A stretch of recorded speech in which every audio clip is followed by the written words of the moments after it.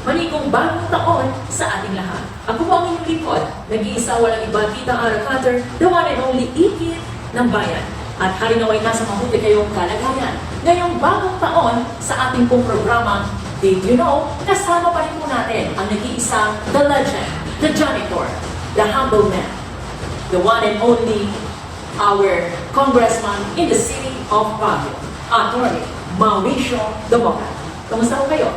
Okay man tayo, maligaya at maligong bagong taon sa ating lahat.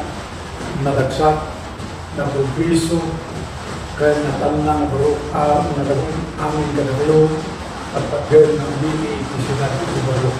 At dahil po dyan, kailangan po natin malaman. Dahil gusto rin po malaman ng ating mga tagapanood at tagapakinig, ano po ba ang ating tinatawag na Corniman, kung tawagin nila, ano? At medyo gasgas na, ano po ang ating New Year's resolution para po sa inyong sarili, sa inyong pong pamilya, at syempre sa ating pong Timpuyo, Tibago. Well, unang-una, sana all of us will be healthy in our family and all of us, yun yung pinaka-importante. For our Timpuyo, we wish the best of luck to each and every one of us. Dinadasal natin, sana hindi ma-manipulate yung gamitin natin na makina for this coming 2025 local election para kung sino ang binoto ng taong bayan, siya ang talagang lilitaw at lalabas na may po-proclaim na winner of our election. So we wish everybody the best of luck and good health. To our beloved city of Baguio, well, we hope that we will improve our teamwork and cooperation as people of Baguio. Kung ano man ang mali natin nagawa kahapon, now, na binigyan tayo ng ating Panginoon ng bagong taon, let us do better than what we have done yesterday. Yes po. We were talking about good health and it's been raining since yesterday. Umuulan. At kayo ba, ano yung masasabi niyo dito? Any manifestation regarding about this matter? Maliwanag na ito epekto po ng palagi nating naririnig na climate change. Climate change is happening entire the global village.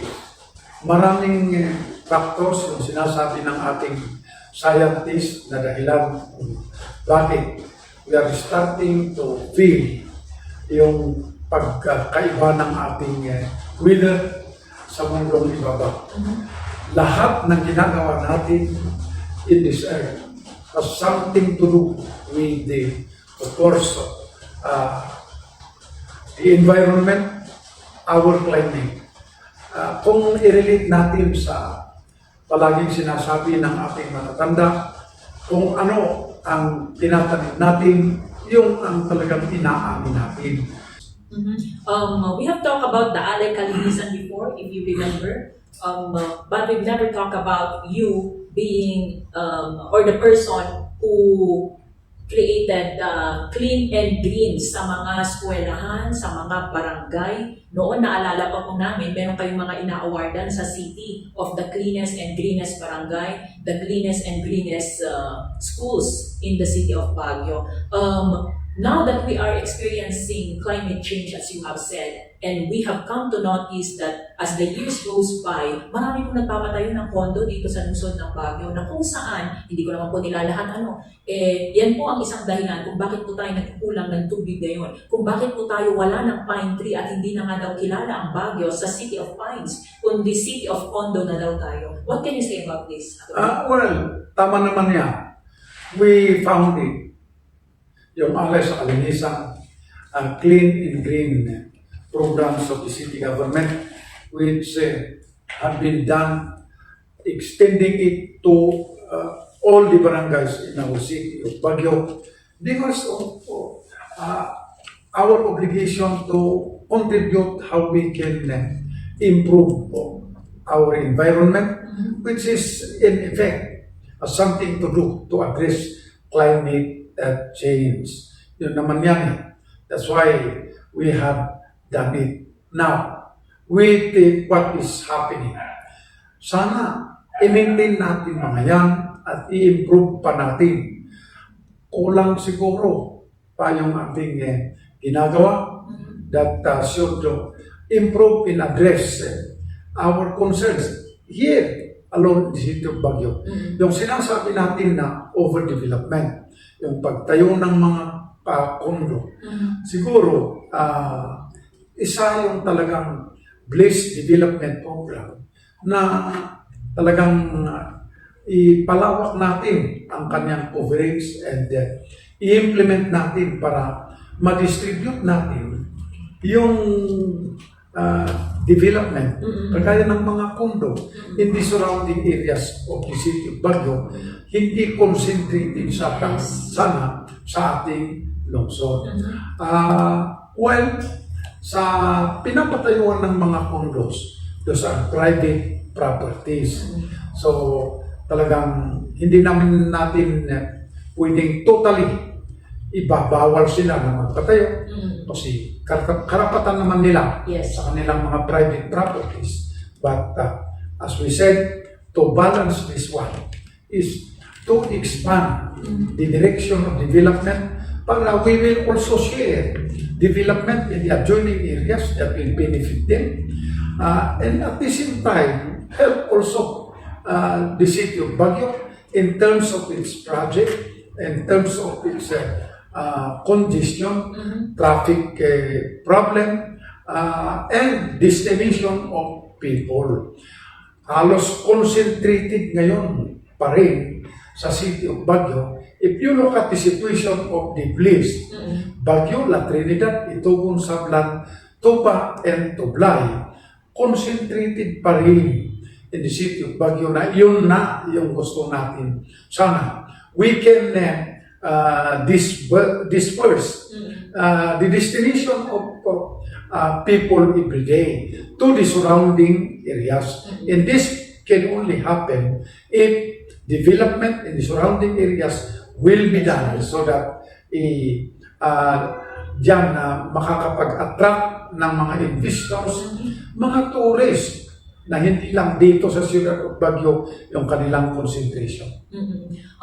We have noticed what happened this Christmas, this New Year, and I know it will happen again this coming Panagtonga, which is this coming February, and then we also have the summer, which is March and April and May.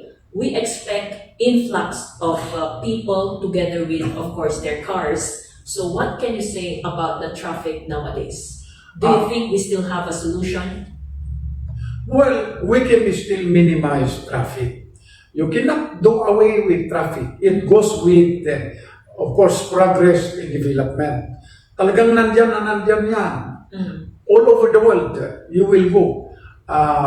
Especially in our situation, the city of Baguio. Because if you look at its history, it was planned by the American planners then in the early 1900s that our city will be good only for 25,000 people, which is not the situation right now.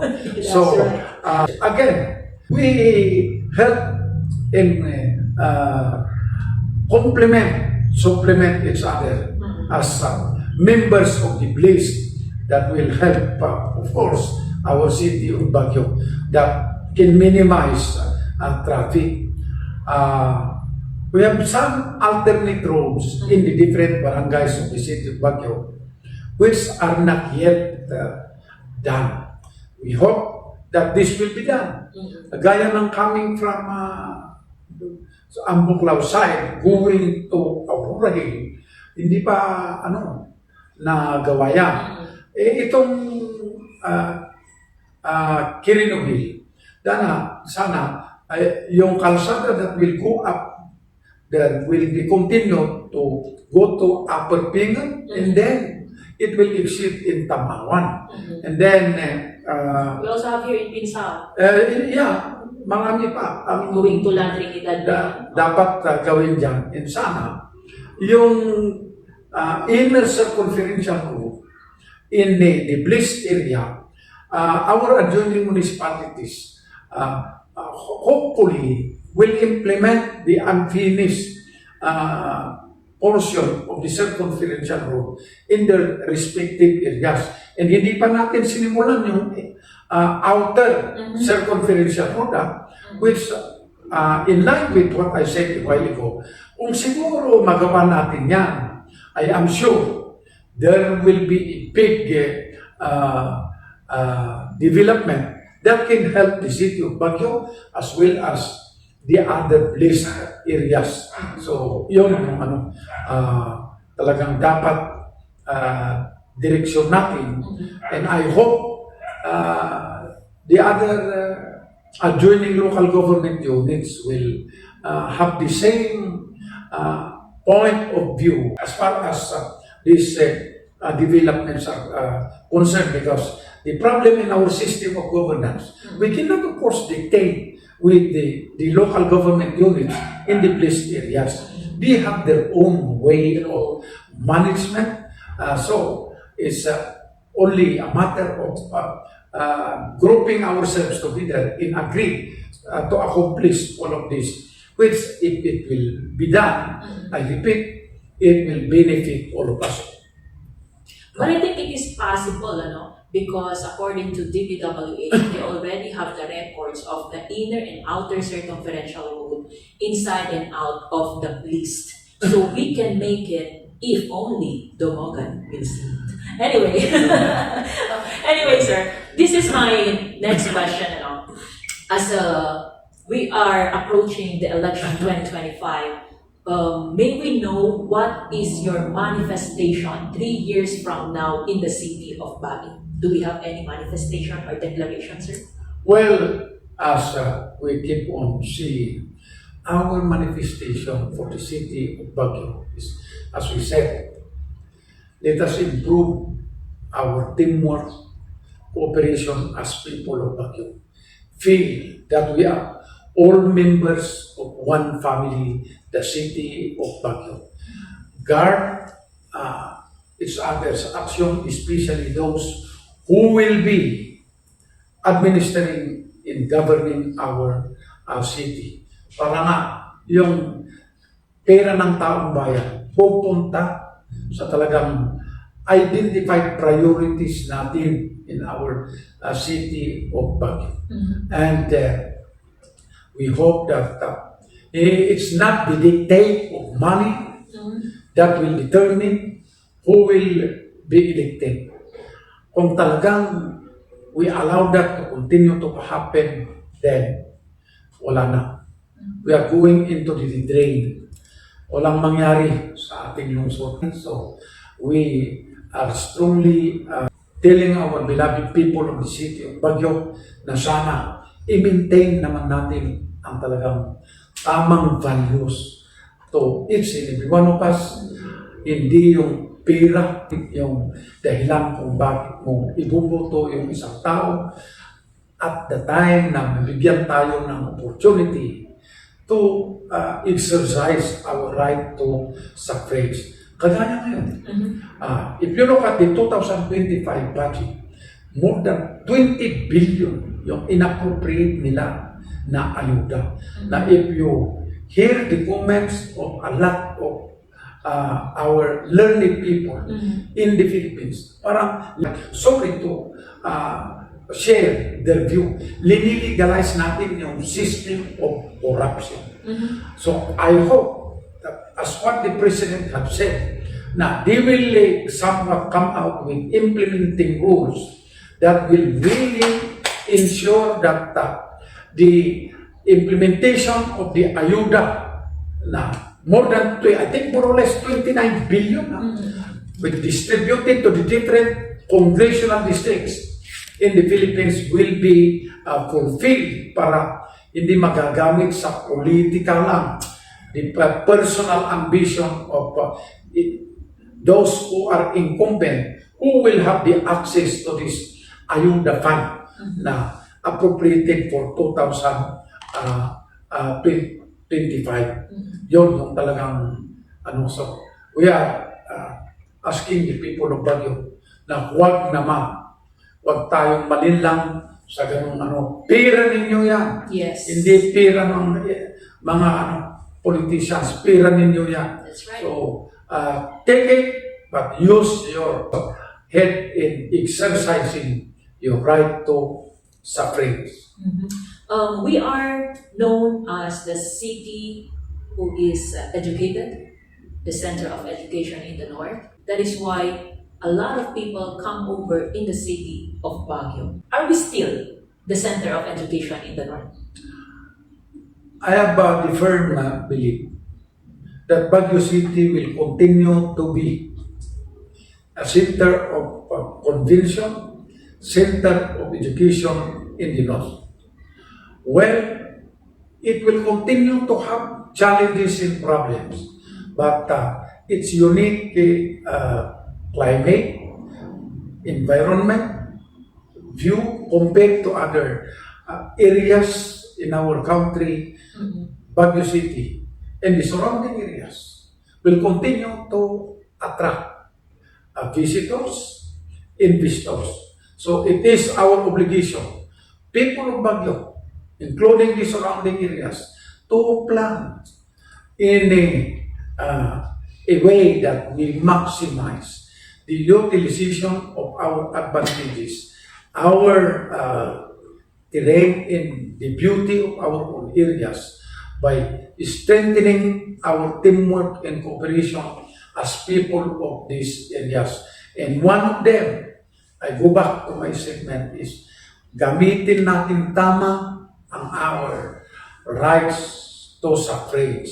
Kasi iyon yung sumisila sa sinasabi natin na talagang tamang direksyon kung tayo ay hindi natin pinag-iisipan mabuti at malilin lang tayo sa the color of money or other valuable things. Okay, sir, on our end, as you have talked about your manifestation, your declaration, your wish, your New Year's resolution, now may we know what do you think is the best solution for what is going on now in our country? Well, it's very unfortunate that our country is facing somewhat change of values. Values going to the drain, not values that will lead us to a brighter future. And one of them is, it's unfortunate that corruption is somewhat accepted in certain sectors as if it is correct. You know, in short, corruption is one of the number one, if not the number one problem in our country today. That's why if you look at our history, in the 1960s, we were more or less next to Japan. The rate of exchange between the dollar and the peso was 2 pesos to a dollar. What is now the rate of exchange? The rate of exchange now is 50 is to $1. That's how it is now. That's why talagang problema. That's why we hope, and I for one continue to pray that what our different religious denominations in our city, and I am sure a lot of them are doing it, continue to emphasize yung ating God-related that can maintain our correct values in order that all of us will be seeing corruption is not good. Okay. Sir, you have talked about the God-related values that we have, and also we are talking about corruption in the government. Even in the private sector, Yes. not only in government. Sir, may we know if there is a solution in corruption? Well, Because corruption has been there even if I wasn't born yet. that's correct. And as far as the Philippines is concerned, it appears that it's becoming worse. It's becoming a serious problem. And the solution here is, as we said, we have to look static within ourselves as individuals, as Filipino people. Look at our values. That should be the starting point. So that if we implement what we hear, that our different religious institutions have been teaching us, we say that is what we do. I'm sure it can enhance our values as individuals. I have seen how Baguio is now. So I'm proud to be living in Baguio because of you. Because we have accomplished so much. We have seen the changes. Itong mga dalawa kong kasama dito, they are younger than me, but they have seen what you have done in the city of Baguio. And we are the testament that you have done what you can and what is best for Baguio. Well, thank you very much. I am not good in social media. I do not need to publish what I have done and what I am doing. But there is a disadvantage because as some, they do not know what we have done, and then they even say that I have done nothing for our city of Baguio. So, thank you for those kind words. One of these days, we will show you what Tumogan has done in the city of Baguio. We are born, we are raised, and we grow here. That's why we know we are younger, but we know what he has done after the 1990 earthquake. So please watch out on that, and please read whatever news that comes out in Balitang Northern Luzon. Kasi yan po yung research namin. Those are documented, in-depth investigation that we have done, and those are recorded not only in Google but also in the National Gazette of our country. So please watch out and basahin niyo po. Maraming salamat po, at hali naman meron na naman kayong natutunan na maaari niyo pong ibahagi sa inyong kapwa at i-apply sa inyong sarili. Ulitin po namin tulad po ng sinabi ng ating Congressman Mauricio Tumogan, hindi po tayo perpekto, pero maaari at marami pa rin pong pwesto, maraming upuan para sa pagbabago. Ako po ang inyong lingkod, nag-iisang walang iba, Tita Ara Cutter, na laging nagsasabing di pa nagkaykay sa maliwanwan. Itinaranyag ng pagsayaatan. This is yours truly, Ikit ng Bayan.